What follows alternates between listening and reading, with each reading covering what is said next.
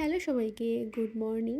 তো আজকে ভিডিওটা বাড়ি থেকে বের হয়েই একদম শুরু করলাম। তো চলে এসেছি অফিসে আর চা দিয়ে আজকে দিনটা শুরু করলাম। সকালেই ভাবি ঘুম থেকে উঠেই ভিডিওটা স্টার্ট করব, কিন্তু কিভাবে যে সময়টা কেটে যায় সেটা বুঝতেই পারি না।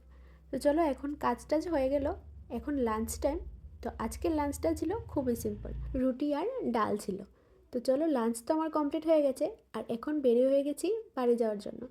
তো বাড়িতে আসতে আসতেই ভীষণ খিদে পেয়ে গেছে আর মা আমার জন্য ম্যাগি বানিয়ে রেখেছিল, তো ওটাই খেলাম।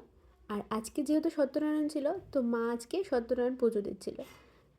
আমি এসেই দেখি মার সব কিছু রেডি একদম কমপ্লিট হয়ে গেছে। তো মার পুজো তো একদম কমপ্লিট হয়ে গেছে, আর যেহেতু আজকে ছিল সত্যনারায়ণ পুজো, তাই সবাই বাড়িতে এসেছে। আজকে অনেক দিন পর সবাই একসাথে মিলে গল্প করছিলাম। তারপর ওরাও চলে গেল। আর আজকে ডিনারে ছিল খিচুড়ি।